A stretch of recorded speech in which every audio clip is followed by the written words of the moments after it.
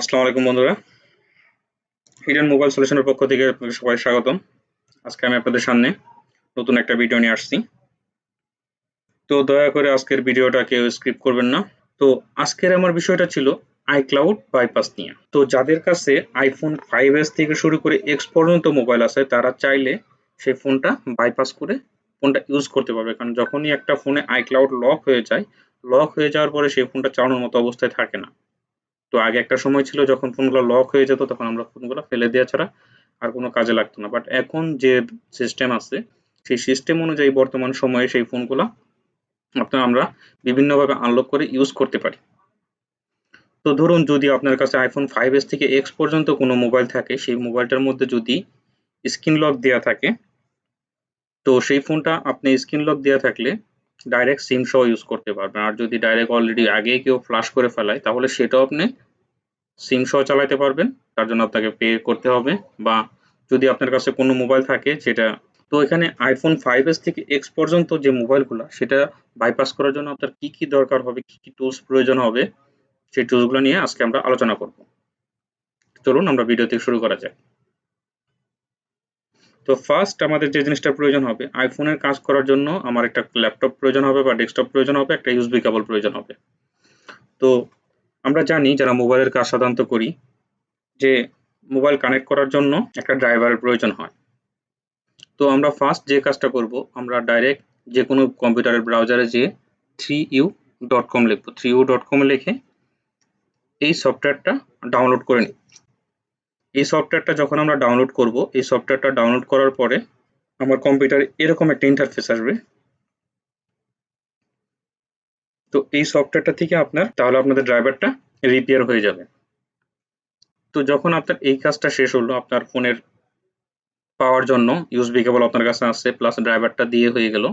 আমি আবারও বলতেছি, যদি ভিডিওটা পুরো মনোযোগ দিয়ে দেখেন তাহলে আশা করি আপনাদের আইফোনের আইক্লাউড বাইপাস নিয়ে কোনো প্রবলেম হবে না, সেটা যে কেউ করতে পারবেন খুব সহজেই। তো আপনার কম্পিউটার এই সফটওয়্যার ইনস্টল করার পরে দেন আপনার ড্রাইভারের প্রবলেমটা সলভ হয়ে গেল। এখন বিষয় আসি আমরা কি দিয়ে বাইপাস করব। আমরা এখানে কাজ করতেছি আনলক টুল নিয়ে। এখানে যে আমার টুলসটা দেখতে পারতেছেন সেটা হলো আনলক টুল। তো এই টুলসটা আমরা এখানে লিখব www.unlocktool.com। unlocktool.com লেখার পরে দেখেন unlocktool.net। তো unlocktool.com যখন লিখবো, লেখার সাথে সাথে এখানে আমার পেজটাও ওপেন এসে পড়বে। তো এখানে আপনি ডাউনলোডে যাবেন, ডাউনলোডে যাওয়ার পরে এখান থেকে ফার্স্ট যে প্রথম কথাটা আপনার আনলক টুলটা ডাউনলোড করে নেবেন। আনলক টুলটা আপনাকে ডাউনলোড করতে হবে। তো আনলক টুলটা ডাউনলোড করবেন, ডাউনলোড করার পর সেটা ওপেন করবেন। এটা পেইড টুল, এটার জন্য আপনাকে পে করতে হবে। এটা 3 মাস, 6 মাস বা 1 বছরের জন্য আপনাকে কিনে নিতে হবে। তো আপনি যদি চান আমার কাছ থেকে কিনে নিতে পারবেন বা অন্য কারো কাছ থেকে কিনে নিতে পারবেন। সেকেন্ডলি যে বিষয়টা হলো, এই টুলসে কাজ করার জন্য আরেকটা জিনিস লাগবে, সেটা হলো বুট ফাইল। এখানে দেখেন ডাউনলোড ফাইল বুট র্যাম ডিস্ক আইফোন। তো আমরা এইটাইতে ক্লিক করব। এটাই ক্লিক করলে একটা পেজে চলে যাচ্ছি আমরা।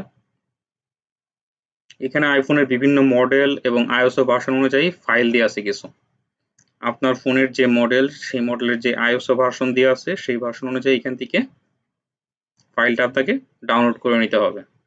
এই বুট ফাইলগুলো থেকে যে ফাইলটা আপনার প্রয়োজন সেটা ডাউনলোড করে নিতে পারবেন। আর যদি চান আপনি সবগুলো ফাইল একেবারে ডাউনলোড করে রেখে দিতে পারেন, পরবর্তীতে অন্য কোনো মোবাইল আসলেও সেটা কাজ করতে পারবেন।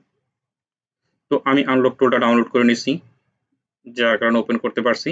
আর এখানে আমার সবগুলো ফাইল ডাউনলোড করা আছে। তো যখন এই পর্যন্ত আপনারা করে ফেলেছেন, তখন নেক্সট স্টেপে যে আপনার কাজটা হবে, এই বুট ফাইলটা আনলক টুলে পাওয়াইতে হবে। তার জন্য আপনাকে কি করতে হবে, আপনি আনলক টুল যেহেতু ওপেন করছেন তাহলে আপনার কম্পিউটারের সি ড্রাইভে একটা ফোল্ডার তৈরি হয়ে গেছে। তো আপনি মাই কম্পিউটারের সি ড্রাইভে যাবেন। দেন দেখেন এখানে আনলক টুল একটা ফোল্ডার আসছে। তো এই ফোল্ডারের ভিতরে যাবেন, এখানে যাবেন ডাটা ফাইলস। ডাটা ফাইলসের পরে আপনি যাবেন অ্যাপল। এইখানে আপনার বুট ফাইলটা কপি করে দিতে হবে। তো বুট ফাইলটা কিভাবে কপি করবেন সেটা আমি দেখিয়ে দিচ্ছি আপনাকে। তো এখানে দেখেন আমার অনেকগুলো ফাইল আছে। তো এখান থেকে আমি একটা বুট ফাইল এক্সট্রাক্ট করতেছি। সবগুলো ফাইল আমার দরকার নাই, যেটা দরকার সেটা আমি এক্সট্রাক্ট করব। ফার্স্ট আমি বুট ফাইল এক্সট্রাক্ট করলাম। আপনার কম্পিউটারে উইন্ডার দেওয়া থাকলে আপনি এক্সট্রাক্ট করে নিতে পারবেন। এক্সট্রাক্ট করার জন্য আপনার কম্পিউটারে উইন্ডার সফটওয়্যারটা হতে হবে। যারা মোবাইলের কাজ করেন তারা উইন্ডার সফটওয়্যারটা বেশিরভাগ সময় ইউজ করেন, তাহলে সমস্যা নেই। দেন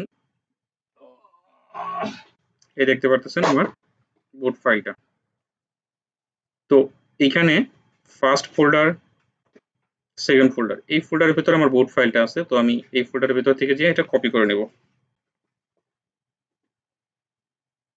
কপি করে আমার সি ড্রাইভের এই ফোল্ডারের ভিতরে পেস্ট করে দেব। তো যখন আমি এটা পেস্ট করে দিব সেটা আমার অটোমেটিক আনলক টুলের সফটওয়্যারে নিয়ে নিবে।